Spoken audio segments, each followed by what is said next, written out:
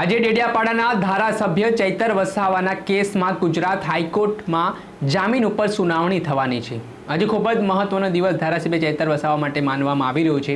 આજે ફરી નક્કી થશે કે ગુજરાત હાઈકોર્ટ ધારાસભ્ય ચૈતર વસાવાને જામીન આપે છે કે હજી તેમને જેલમાં રહેવું પડશે। તે વચ્ચે આમ આદમી પાર્ટીના પ્રદેશ પ્રવક્તા ડોક્ટર કરણ બારોટનું નિવેદન સામે આવ્યું છે, જે નિવેદનમાં તેમણે ભારતીય જનતા પાર્ટી ઉપર પ્રહાર કર્યા છે અને કહ્યું છે કે ધારાસભ્ય ચૈતર વસાવા ભ્રષ્ટાચાર વિરુદ્ધ બોલતા હતા, આદિવાસી સમાજ માટે લડતા હતા, તે બાબતની કિન્નાખોરી રાખીને તેમના પર કેસ કરવામાં આવીને તેમને જેલમાં નાખવામાં આવ્યા। સાથે શું પ્રહાર કર્યા છે ડોક્ટર કરણ બારોટે વિગતે વાત કરી।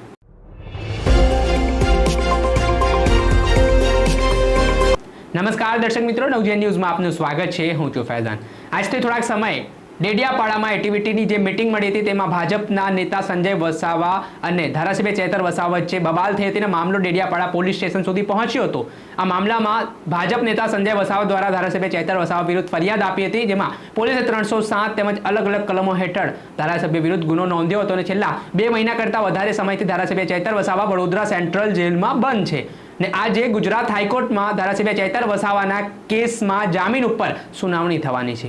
આજે ગુજરાત હાઈકોર્ટ નક્કી કરશે કે ધારાસભ્યને જામીન આપવા છે કે હજી જેલમાં રાખવા છે। તે તમામ બાબતો વચ્ચે આમ આદમી પાર્ટીના મુખ્ય પ્રવક્તા ડોક્ટર કરણ બારોટનું પણ નિવેદન સામે આવ્યું છે, જેમાં તેમણે ભારતીય જનતા પાર્ટી ઉપર પ્રહાર કરવાની શરૂઆત કરી છે।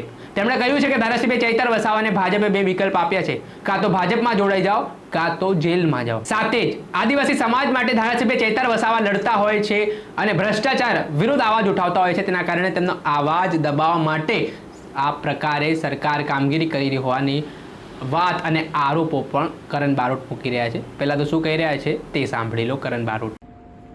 નમસ્કાર।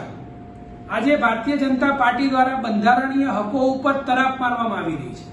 આજે ભારતીય જનતા પાર્ટીના રાજમાં ગુજરાતની જનતા માટે અવાજ ઉપાડવો એ ગુનો છે। ગુજરાતની જનતા ઉપર થતા અત્યાચાર અને અન્યાય સામે અવાજ ઉપાડવો એ ગુનો છે। જેવી રીતે આમ આદમી પાર્ટીના લડાયક નેતા ચૈતરભાઈ વસાવાએ સમગ્ર આદિવાસી સમાજની સાથે સાથે સમગ્ર ગુજરાતના યુવાનોના પ્રશ્નો ઉપાડ્યા, આંદોલનો કર્યા, ત્યારે એ ભારતીય જનતા પાર્ટીને આંખની અંદર ખૂંચી રહ્યા છે। ત્યારે ભારતીય જનતા પાર્ટીને દ્વારા ચૈતરભાઈ વસાવાને 2 ઓપ્શન આપવામાં આવ્યા। એક, તમે ભારતીય જનતા પાર્ટીમાં આવી જાઓ, નહીં તો 2, તમે જેલમાં જાઓ। ત્યારે ચૈતરભાઈ વસાવાએ સમગ્ર ગુજરાતની સાથે સાથે સમગ્ર આદિવાસી જનતાનો અવાજ સાંભળ્યો કે આજે કેવી રીતે આદિવાસી સમાજ સાથે અત્યાચાર થઈ રહ્યા છે, કેવી રીતે સમાજના યુવાનો સાથે અત્યાચાર થઈ રહ્યા છે, કેવી રીતે ગુજરાતની જનતા સાથે અત્યાચાર થઈ રહ્યા છે।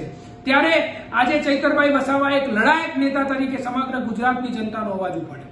ત્યારે ભારતીય જનતા પાર્ટી દ્વારા એકવાર પહેલા પણ એમને જેલમાં મોકલવામાં આવે અને આ વખતે ફરીથી ષડયંત્ર કરીને ચૈતરભાઈ વસાવાને જેલમાં મોકલવામાં આવે। ત્યારે હું ભારતીય જનતા પાર્ટીને કહેવા માંગુ છું કે આમ આદમી પાર્ટીના નેતાઓ ભારતીય જનતા પાર્ટીના નેતાઓની જેમ પિંજરામાં બંધ પોપટ નથી કે જેવી રીતે ભારતીય જનતા પાર્ટી દ્વારા કહેવામાં આવે એટલું જ બોલે ને એટલું જ કરે। આ આમ આદમી પાર્ટીના નેતાઓ છે, જમીનથી જોડાયેલા નેતાઓ છે। જ્યારે તમે ભ્રષ્ટાચાર કરશો તો એ ભ્રષ્ટાચારનો અવાજ ઉપાડવાનું કામ આમ આદમી પાર્ટીના નેતાઓનું છે। આજે તમારા નેતાઓ કરોડોના ભ્રષ્ટાચાર કરે અને આમ આદમી પાર્ટીના નેતાઓ અવાજ પણ ના ઉપાડી શકે, અવાજ ઉપાડે તો જેલમાં જવું પડે। આ કેવું ગુજરાતમાં ચાલી રહ્યું છે?